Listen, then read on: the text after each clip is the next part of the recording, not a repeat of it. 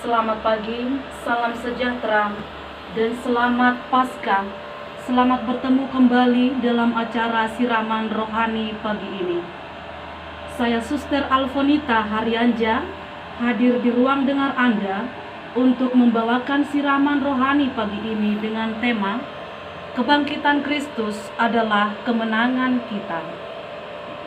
Maka sebelum kita mendengar sabda Tuhan pada hari ini, marilah kita menyiapkan hati kita untuk berdoa. Dalam nama Bapa dan Putra dan Roh Kudus. Amin. Terpujilah Engkau Bapa yang mulia dan penuh kasih, pemberi rahmat dan kehidupan bagi kami. Syukur dan terima kasih atas cinta-Mu yang senantiasa mengalir dalam hidup kami.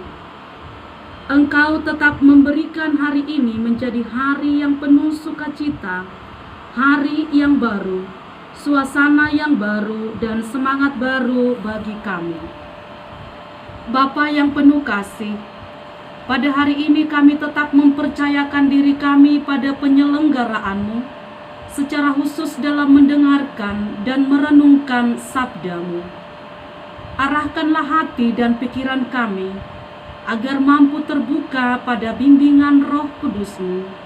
Semoga sabda-Mu ini menjadi kekuatan dan semangat baru bagi kami untuk memulai aktivitas kami sepanjang hari ini. Demi Yesus Kristus Putra-Mu, Tuhan dan pengantara kami, yang hidup dan berkuasa bersama Engkau dalam persekutuan Roh Kudus sepanjang segala masa. Amin. Dalam nama Bapa dan Putra dan Roh Kudus. Amin. Saudara-saudari terkasih, para pendengar setia Radio Tobasa, firman Tuhan yang kita dengarkan pada pagi hari ini diambil dari surat pertama Rasul Paulus kepada jemaat di Tesalonika, bab 4 ayat 14. Karena jikalau kita percaya bahwa Yesus telah mati dan telah bangkit, maka kita percaya juga bahwa mereka yang telah meninggal dalam Yesus akan dikumpulkan Allah bersama-sama dengan Dia. Demikianlah sabda Tuhan. Syukur pada Allah. Saudara-saudari terkasih, para pendengar setia Radio Tobasa, kematian seringkali menjadi sebuah berita yang menakutkan dan juga momok yang sangat mengerikan bagi banyak orang. Oleh sebab itulah ada banyak orang yang tidak antusias, bahkan merasa enggan untuk memperbincangkan kematian. Andai kata disuruh memilih antara kematian dan kehidupan, tentu pada umumnya orang akan memilih kehidupan. Dan pada umumnya banyak orang berdoa supaya diberikan umur yang panjang. Walau manusia itu sendiri sudah tahu bahwa tak seorang pun dari kita mampu menghindarkan diri dari kematian. Dengan kata lain, bahwa cepat atau lambat semua orang pasti mengalami kematian. Dan kematian itu tidak mengenal status, usia, dan juga pangkat. Dalam kitab Pengkhotbah dikatakan, tidak seorang pun berkuasa atas kematian. Saudara-saudari terkasih dalam Yesus Kristus, para pendengar setia Radio Tobasa, pada saat ini kita digelisahkan oleh wabah yang sangat mengerikan, yaitu COVID-19. Banyak orang yang telah meninggal akibat virus ini.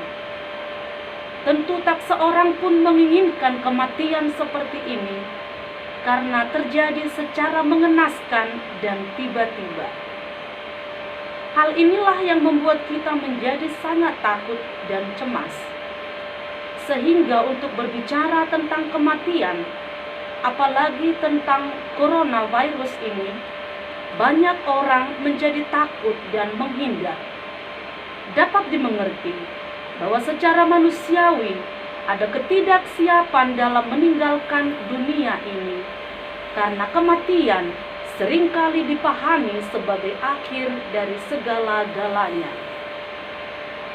Saudara-saudari terkasih dalam Yesus Kristus, para pendengar setia Radio Tobasa FM, yang menjadi pertanyaan dan menjadi permenungan bagi kita, kemanakah manusia itu setelah meninggalkan dunia yang fana ini? Inilah yang menjadi sebuah pergumulan berat bagi banyak orang. Maka tidaklah mengherankan ketika berada di detik-detik menjelang ajalnya, orang akan mengalami ketakutan yang luar biasa. Dan tentu hal ini menjadi duka cita yang mendalam bagi keluarga yang ditinggalkan, bagi orang-orang yang ditinggalkan. Di mana ada kematian, di situ ada kesedihan dan air mata. Ada rasa ketidakrelaan melepaskan kepergian orang yang meninggal itu. Walau disadari bahwa duka cita atas meninggalnya seseorang itu adalah hal yang sangat manusiawi. Tetapi yang menjadi pertanyaan, haruskah kita terus-menerus larut dalam duka cita dan kesedihan yang mendalam? Jika demikian, apa bedanya kita dengan orang yang percaya akan kebangkitan dengan orang yang tidak percaya akan kebangkitan? Saudara-saudari terkasih dalam Yesus Kristus, Rasul Paulus pada hari ini berkata, karena jikalau kita percaya bahwa Yesus telah mati dan telah bangkit, maka kita percaya juga bahwa mereka yang telah meninggal dalam Yesus akan dikumpulkan Allah bersama-sama dengan Dia. Kepada jemaat di Roma, Paulus juga menandaskan bahwa memang benar Yesus telah mati, tetapi Dia juga dibangkitkan pada hari yang ketiga untuk membuktikan bahwa Dia telah mengalahkan dosa, supaya kita percaya juga memiliki kehidupan yang membawa kemenangan atas dosa dan maut. Kehidupan orang-orang yang percaya bukanlah kehidupan yang tidak berpengharapan. Sebagai orang yang percaya kepada Kristus, kita harus memahami bahwa kematian bukanlah akhir dari segala-galanya, tetapi justru awal dari kehidupan yang sesungguhnya. Namun untuk sampai pada kehidupan itu, maka hidup kita yang nyata di dunia harus selalu berada di jalan Tuhan. Berada di jalan Tuhan berarti kita hidup dalam roh dan bukan dalam daging saja. Sebab daging akan membawa kepada kematian dan roh akan menghidupkan.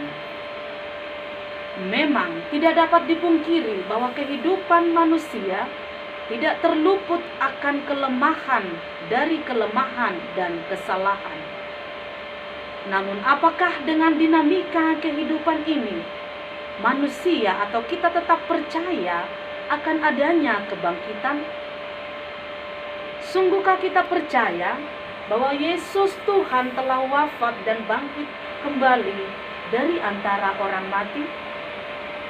Saudara-saudari terkasih dalam Kristus, para pendengar setia Radio Tobasa FM, kepercayaan kita pada kebangkitan Kristus yang membawa kita kepada kemenangan menuntut kita untuk menjadi saksi kasih Allah dalam hidup kita. Kepercayaan orang beriman tidak mendasar apabila tidak disertai dengan perbuatan-perbuatan yang baik, perbuatan-perbuatan yang sesuai dengan kehendak Tuhan. Rasul Paulus pernah berkata, iman tanpa perbuatan adalah mati.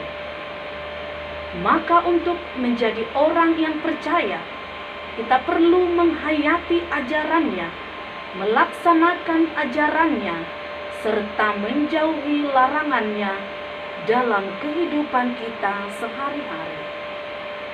Setiap kita dituntut menjadi saksi cinta Allah dalam tingkah laku kita, dalam karya-karya kita, dalam pelayanan-pelayanan kita, serta dalam hidup keagamaan kita. Hal ini akan menjadi jalan bagi kita sampai pada kehidupan yang sesungguhnya. Selama hidup, kita hidup dalam Yesus, dan akhirnya juga nantinya mati atau meninggal dalam Yesus, sehingga kita akan menjadi pemenang pula dalam Yesus Tuhan kita. Saudara-saudari terkasih dalam nama Yesus Kristus, kematian jalan menuju kebangkitan.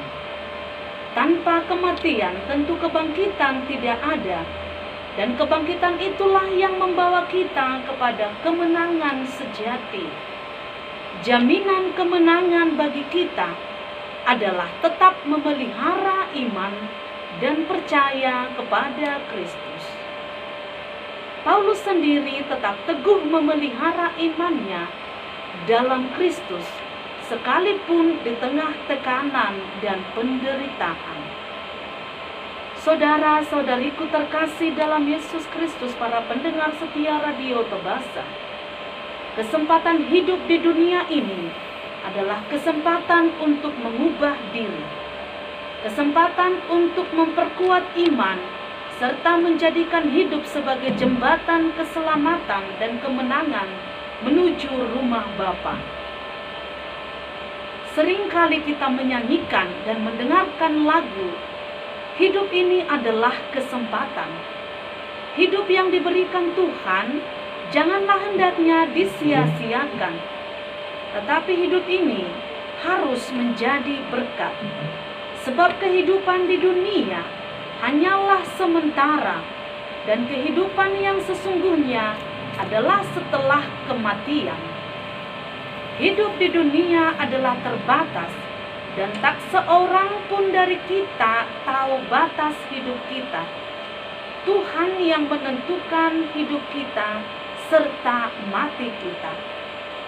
Maka ketika ajal menjemput, tak seorang pun mampu berbuat apa-apa kecuali menerima kematian itu sendiri. Maka oleh sebab itulah, saudara-saudariku terkasih, selama masih hidup, kita perlu membuat hidup kita berarti dan bermanfaat bagi banyak orang, sehingga ketika kita mati, kita akan dikumpulkan Allah bersama-sama dengan Dia dalam hidup yang kekal dan memperoleh kebangkitan seperti Kristus yang telah bangkit dari antara orang mati.